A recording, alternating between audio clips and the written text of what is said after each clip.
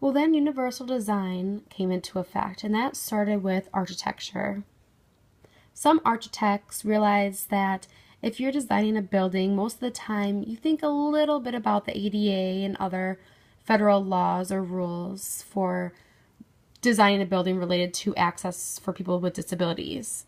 And most of the time when you're designing a building, you just go ahead and just design it your way. You want it to make it look beautiful or functional or whatever the case may be. So if you already set up a building and it's already constructed in this beautiful staircase leading up to these doors, and then you realize people with wheelchairs are not going to be able to access the building. So you think of a different plan, and then you decide maybe I can add a ramp. But then when you add the ramp, the front of the building is not going to look as beautiful as you design it to look.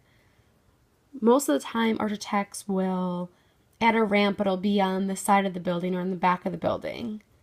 And that's not a good idea for a few reasons. One being that people with wheelchairs, there's no promise that they're going to be able to access everything within the building. For example, doors, drinking fountain, bathrooms, and the list goes on. And also, people with wheelchairs, if they're using these side doors, they feel very neglected and they feel like they're sneaking into the building. They don't get to enjoy the access as everybody else is getting of this beautiful staircase.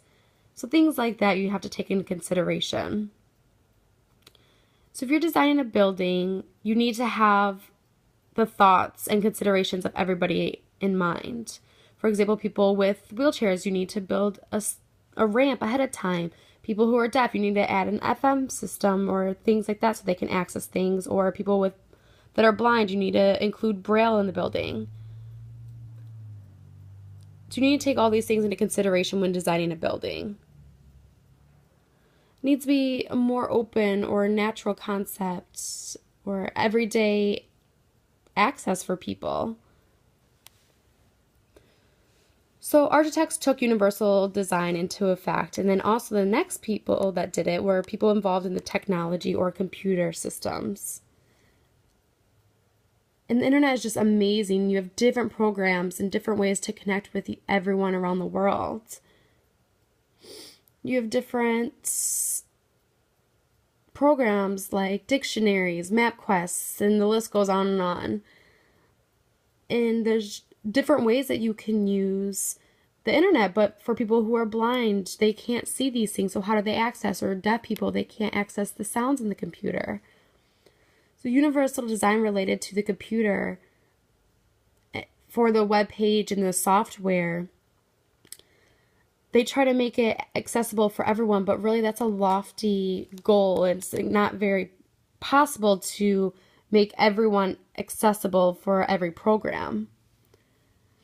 So people think it's hard to make these things accessible, but it's really not. But in the long run, it may be a little expensive and complex, but universal design, both architectural and technology, both fields have really developed and taken on this universal design.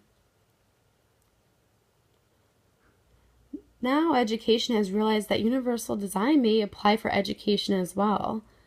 When I look back at Have a Heart Farm, I realized that that place used universal design before we even had a name for that. And the place was designed for all kids, or for all people, adults or kids. Doesn't matter the age or their religion, if they're shy, friendly. It doesn't matter their personality. It was one place that fit all people. So if you went into that place with a different kind of attitude, it fit your needs. It fit everybody at all times. So my education degree focuses on this study on universal design. And it helps everyday people that aren't very knowledgeable with people that have disabilities, and it helps a diverse learning as well related to ages, religion, or ethnicity. And so I think universal design is the key goal to developing these diverse learning situations for children and all the way up to adults as well. So that's universal design summarized for all of you, and thank you.